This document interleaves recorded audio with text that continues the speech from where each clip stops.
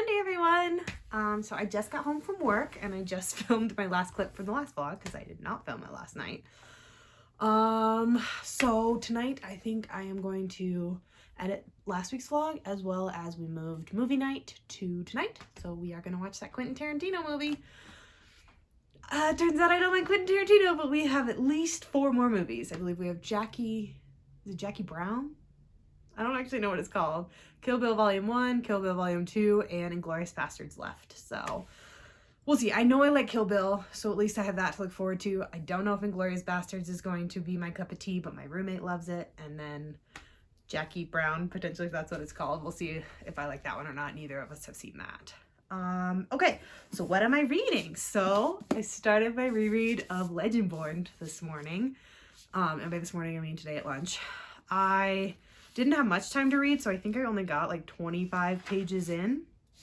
But I am so excited to be reading this. So this is a Arthurian tale retelling. So we follow our main character, Bree, and she has gotten accepted to a pre-college program where you basically go live in the dorms and you study at college as for your junior and senior year, I believe, at North Carolina University. And then one day when Bree is at a party, she sees a boy fight a mysterious creature that is invisible to everyone but her. And because of that, she gets kind of drawn into this secret society, which is based on Arthurian legend. And they are, I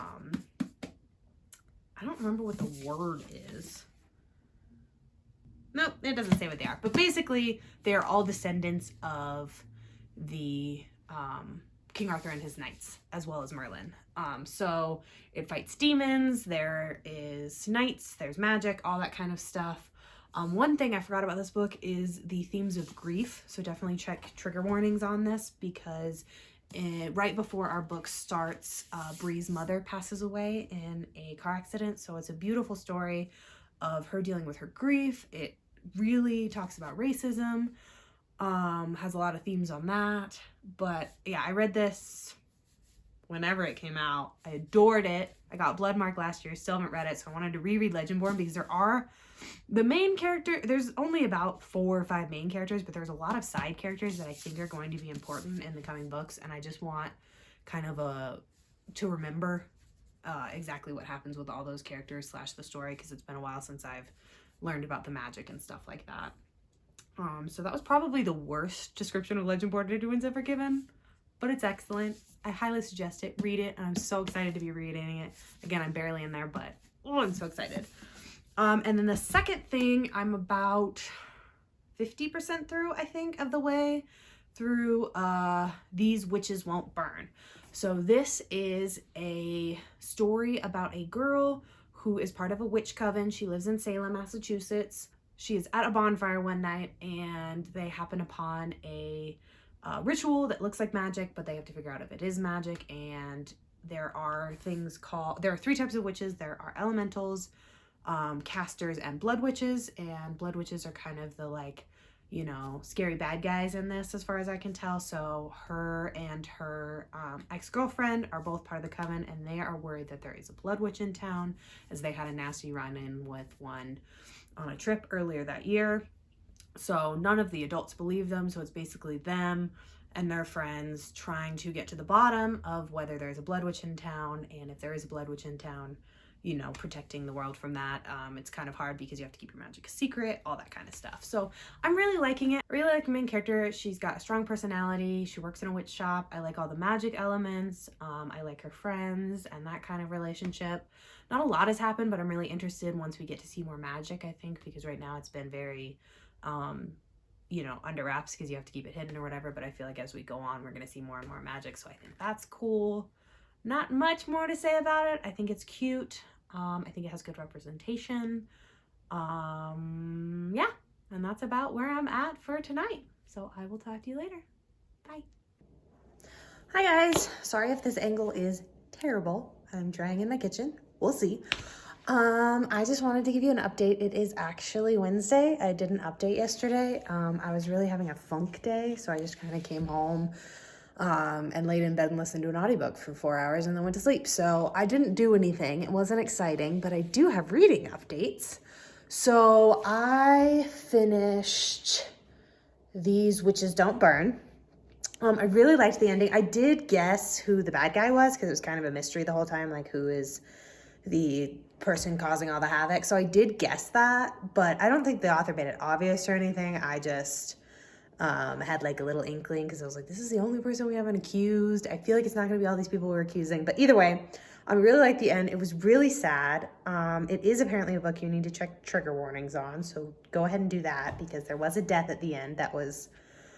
Whew, I was unprepared for that. I thought it was going to be like a fun, oops, and there goes my headphone. I thought it was going to be like a fun adventure, simple witchy book. So it did have a little bit of an emotional impact there at the end, but I really liked it. I'm excited to read the second one, which is the one I own. And then because I was not feeling anything, I already had checked out the library despite having not one, not two, but 4 second books in a series that I've started checked out right now. I wasn't feeling any of them. I was feeling like a simple rom-com, especially because I was in such a funk yesterday and the end of that book was so sad. So I got Get a Life, Chloe Brown from the library. It was available right away. So I've been listening to that. I'm almost done already because I listened to a lot of it. I think I listened to like 4 hours yesterday and then to and from work today. I am loving it. It is scratching exactly the itch that I was hoping it was. So in this book, we follow Chloe Brown, who has, I believe it's fibromyalgia. So she has basically huge issues with pain. So, and she has recently moved into her own flat. And after a near-death experience with a car, she has decided to create a list to get herself a life. Because during that, almost accident, she realized that her life flashed before her eyes and she was not happy with how it was going. So she decided to create a list that was her getting a life. So it's items like move out on her own. So that was the first item on the list. Go camping, sleep with a stranger, something like that. And so she moves into this flat and I don't really know what they're called. The flat manager, I'm not sure. They basically have they do not get along. It's kind of a hate to love relationship. His name is Red. And so we basically follow them as they get to know each other. And then he helps her out with her list. And it's really cute. I really like it. I love both the characters. Red is a sweetheart, which is not usually my favorite thing, but I really like it in this one for some reason. I really, really love Chloe. I love her strength. I feel like it's one of those, it's because I read so many fantasy books, you think of a strong woman as, someone who can, fight her way through whatever. But I feel like Chloe has that internal strength of dealing with that pain all the time. And I think it's just so wonderful. I did not know this book was set in England when I read it. And the narrator is British. So that took a little bit for me to get used to for some reason. I don't know. But yeah, it's very good and I am loving it. And then I guess third update, it's gonna be a little bit of a long update since it's been a day and a half, is Legendborn. So I read to page 88, so I'm still not very far on Legendborn, but I have read a little bit more than the 20 pages I had before, so I read about 60 pages today. Bree is now just meeting the secret society, the one that has to do with the King Arthur lineage. And so she has just basically tricked her new friend into helping her pledge to the secret society and become what is called a page so that you can eventually compete and potentially become a Legendborn, which is one of the people who fights the demons and can potentially be taken over by one of King Arthur's knights. So I don't actually know how Legendborn works when you are not one of the lineage. So I'll have to read some more to figure that out. But there is one competition and someone does get to become a Legendborn. So yeah, I'm still loving it. It's still great. Bree is so good as a main character. She's so confident and, she knows who she is and she is obviously struggling with the death of her mother. But yeah, it's so good. So I'm still loving that. So I have to go get some, my sister is flying into town from Chicago and she is going on a screw trip with her boyfriend. but she's flying into Denver, so I told her I could bring her ski stuff tomorrow, but I have to go get her ski stuff from my parents' house so that I could drive it to Denver. So I'm gonna go hang out with my dad. I think my mom's gone, and see their dog because I love him. Yeah, but that is my plan for tonight. Talk to you later. Bye. Me again. I just watched that clip back and I've completely cut off the top of my head in that, so sorry about that. But I'm not gonna refilm it because I talked a lot and I feel like, you know, you get the gist, even without the top of my head. So sorry about that. Bye.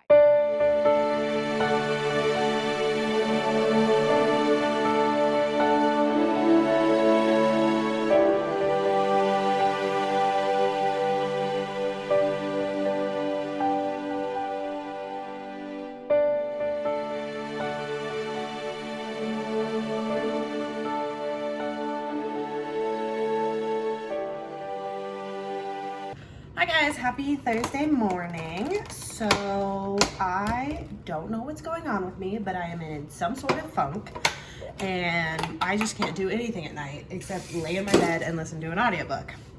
So I did hang out with my mom yesterday. I got to see my dog. Apparently my dad is out of town for a business trip, which I did not know. It's amazing what you miss when you don't live with your parents anymore. Not that I've lived with my parents in like 6 years, but so my mom and I played a game of rummy and just kind of caught up. But I did last night finish Get a Life, Chloe Brown. Oh my god, I loved it so fucking much. It is up there with Love Hypothesis and Allie Hazelwood with me. I think that those two, this one and Hating Game, are like the three. Oh, nope, that's a lie. What is the one? Heart Principle, that's the other one. So I would say those five are the like top rom-coms for me, and this one is absolutely included. I absolutely loved how both Red and Chloe had issues from the past. They have things that make them, you know what I mean, that they are working through, but they are both working on it. And while there's obviously ups and downs on a third act breakup and all that jazz, they both handle it much more maturely than I think people would in real life. But I just like that it's not, you know, a girl with problems and a guy who secretly likes her the whole time and takes care of everything, you know what I mean? Red had his own problems as well. I love them together. I think that maybe if I cared about art as all, I would care about the art part of it, but I did not care about that. But yeah, it was really good, and it's just exactly what I needed. I needed something simple and easy and just, you know, I call myself a fantasy sci-fi reader, but I've read 0 sci-fi this year, and I think I've read 4 or 5 rom-coms, so I might have to be a fantasy romance reader. Let's see here, what else? Oh, I started the final Strife. So this is a high fantasy world, and in this world there are 3 different types of people, and they are distinguished by their blood. So there are people with red bloods, and they lead kind of everything. They're in charge. There are people with blue bloods, and they're kind of like lower class, field workers, all that kind of stuff. They are not treated well. And there are clear bloods who, 400 years ago, the clear bloods rebelled, and now as punishment, every clear blood gets their arms chopped off and their hands chopped off, tongue cut out. That's what it is. So I'm barely started, but right now we're following our main character, whose name escapes me because I am not very far in, and she is a blue blood. At the beginning, we were told a story about how these people basically took a bunch of red-blooded babies and blue-blooded babies and swapped them. So my guess is our main character is actually a red blood who was raised as a blue blood to try to, you know, deal with the classism system. But yeah, we just found out that basically like, they're called wardens, but it sounds like it's like a monarchy type deal. So the leaders of the red bloods have just stepped down. They have to step down every 10 years. And there's going to be a competition to see who, can I say any more times? This is why I can't multitask. A competition to see who is going to rule next. So it sounds like there's going to be 6 different phases with different challenges in each one or whatever. So I'm guessing our main character is going to enter. But yeah, I'm, again, very early on. I'm liking it so far, but I don't really have that many thoughts about it because I'm so early. But yeah, I am going to drop off the ski stuff for my sister tonight in Denver, so I will have lots of audiobook time. I did find out I might be taking my other sister home now, so I might not be able to listen on the way home, but my sisters are the worst at communication, so I have literally no idea other than I'm supposed to head to Denver at some point tonight, so we'll see how my day goes. But I am already late for work by a lot, so I'm going to finish making my lunch, and I will talk to you guys later. Bye. Hi there, guys. Happy, what the fuck day is it? Happy Thursday night. So I am just waiting for my sisters to get here because they are taking forever. So I just did a little Barnes & Noble trip. I have read some more. So I am now 116 pages into Legendborn. So I'm probably about 40 pages farther than I was. I'm really glad I'm rereading this because there is a lot to do with the secret society that I totally forgot about and did not remember, slash the magic. So definitely glad I'm rereading this. It's so good. I have nothing more to say than that. I love Bree. I love Nick. I don't know. I have this thing where I get attached to first love interests and it's not good because it's never the first love interest. But yeah, I'm really liking it. I forgot about her dynamic with her best friend and how the secret society slash everything she's seeing kind of interferes with that friendship. So yeah, I'm really liking it. Not much farther, so quite a bit to go. I am quite a bit farther in the final Strife now. So we got introduced to our second main character, Honor. I don't even remember if I told you the first main character's name. Whose name I just forgot, so we're gonna edit out that part. Honor is, remember I said there was a blue blood and a red blood switch, so Honor is a blue blood who is living in a red blood world. I don't love Honor, not gonna lie. She's definitely written well. She is clearly spoiled, grew up pampered, all that jazz, and you can tell, and it's kind of annoying, but I'm hoping we'll see her character growth.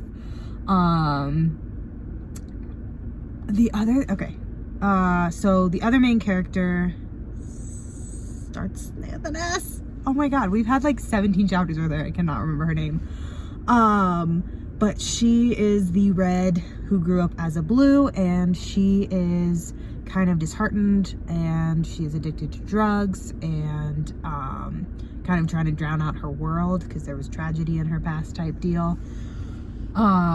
So I do like her character more, but I'm still not loving her character either. But I am really interested in the story and the world, so I'm definitely gonna keep going. But both characters are so flawed, which again is good, and they're so well written, just not my cup of tea, that it's kind of, you know, annoying at the current part. And then that drug I was talking about, so they're like seeds that you bite down on, and she keeps talking about how she's putting it between the gap in her two front teeth.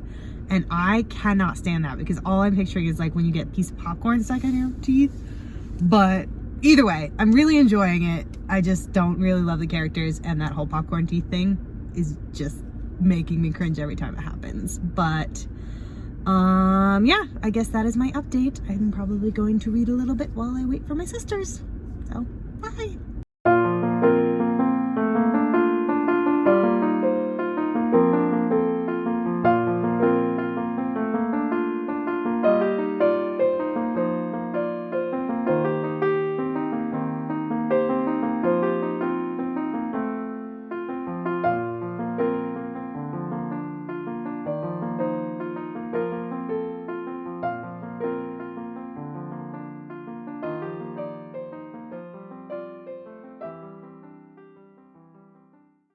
Okay, hi guys, happy Sunday. It has been a while since I talked, but I also haven't done much reading since we talked, so it didn't feel like normal to give an update. So this is going to be one of those, I've had a very busy week, slash I was wildly hungover last night, so, or yesterday, not last night. So I have a lot of B-roll and not much reading update. I only listened to about 20 minutes of the final Strife. We are in the training montage section. I mean, it's obviously a lot more detailed because it's a book, but Our main character, Scylla, is learning how to do the blood runes, which is the magic in this world. So basically, embers can take their blood and write certain runes and cause magic to happen. So there are 4 basic runes, which basically do push, pull, and 2 other things, which I forget because we're just learning about the magic. And Anor is starting her physical training with Scylla on how to pass the trial of strength, which is what she signed up for. Yeah, it's good. I'm liking the characters a little bit more, but I'm still not like in love with either of them, which is kind of sad. You can tell that the author is trying to make Anor very unlikable, and even from her point of view, like, you can see where she's coming from and you understand because of how she was raised, but she's still not super likable. Same with Scylla. She definitely has her flaws, though I would say she is definitely more likable. But yeah, I think that the magic's really cool. I still like, I'm really excited for the competition part. I hope that happens soon. But I like training too, so I'm excited for this part of the book. But yeah, again, I only listened to like 30 minutes, which I don't even know what that translated into page, but it's not much because I ended up driving with other people and stuff like that. One thing I did I'm still reading Legendborn, and I still have Legendborn, and I probably will read a little bit today. I have a Super Bowl party again in Denver, so I have to leave by 2, and I'll have to get ready for that. But other than that, my morning is reading, and then I left my laptop at my parents' house, so I'm going to have to go get that after the Super Bowl.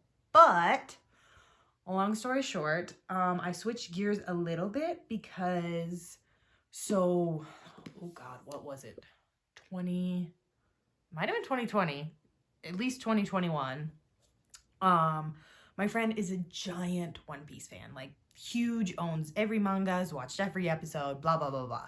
And at the time I was getting in a manga, and I go, okay, I'm going to get things from the library because that's what I was doing. Where do I start with One Piece? And he goes, oh, no. I'll just lend you my box set. So he landed me a box set, and I read the first 10 volumes, and I gave those 10 back to him. But it's probably been a year and a half that he's been missing 11 through 20. So I am seeing him on Thursday because he moved into the mountains because he graduated and is now a teacher up there.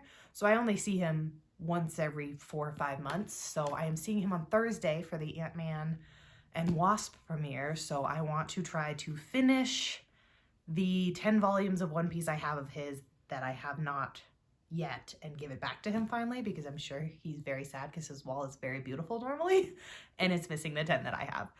So I did read volume 11, which is The Meanest Man in the East, last night. It is the end of, what are they called? Arcs? Again, I still don't know much about manga, but I believe it's the East Blue arc that it finished. If anyone's read One Piece, they're gonna have to let me know. But basically, if you don't know what One Piece is, it follows our character named, I call him Luffy. I have no idea if it's Luffy or how you pronounce it, because again, I have not watched the anime. I've only ever read the manga. We follow Luffy. Oh my God. We follow Luffy, who is a young boy whose biggest dream was to become the Pirate King.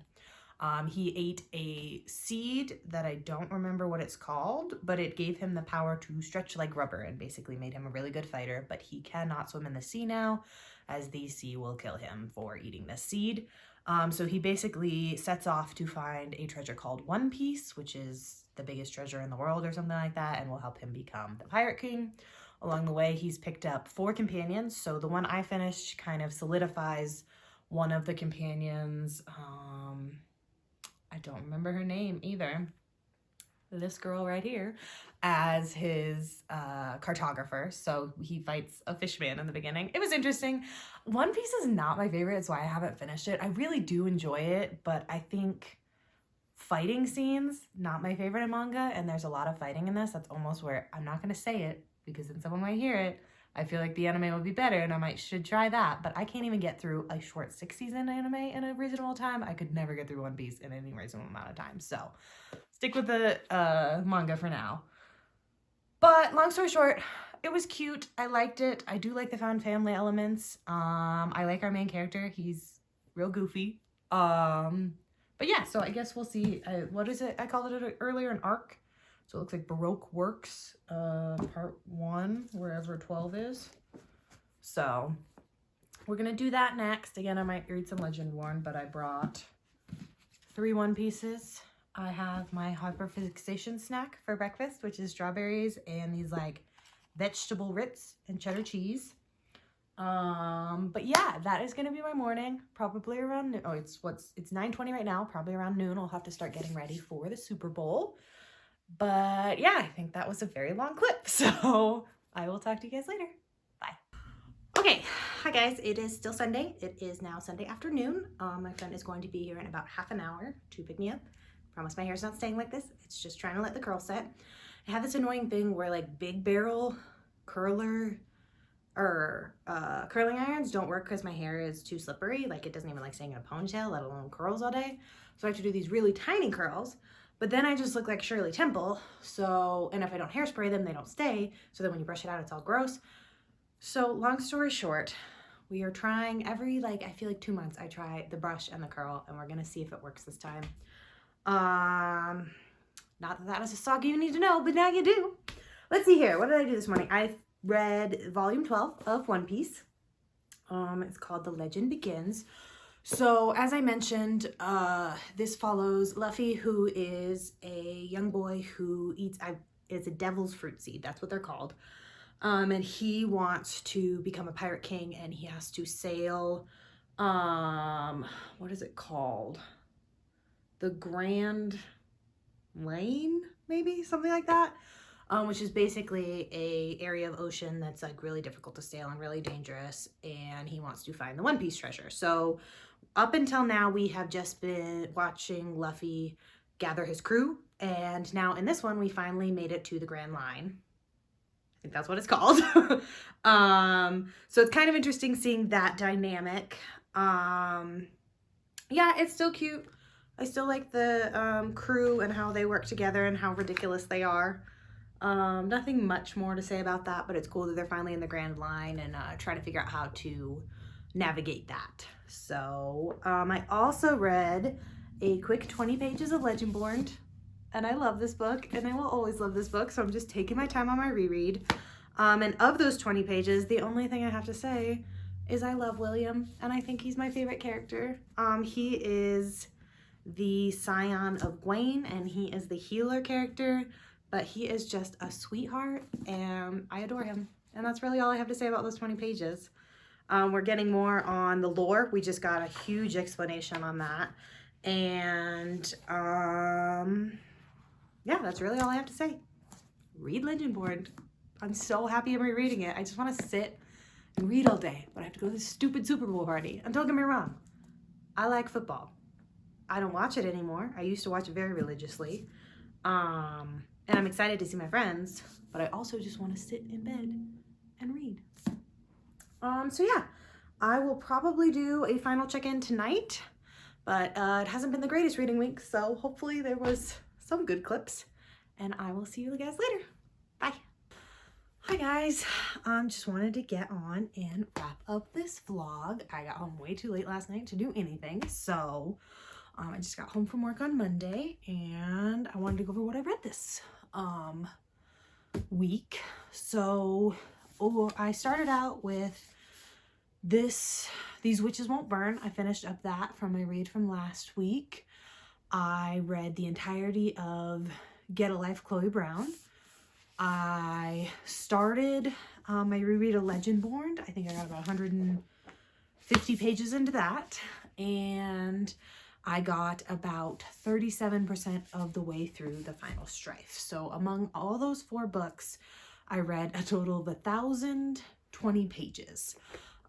So it was a way better reading week than I thought. I don't know how well the footage reflects that, but I did read a couple of longer books, so not quite as much finished.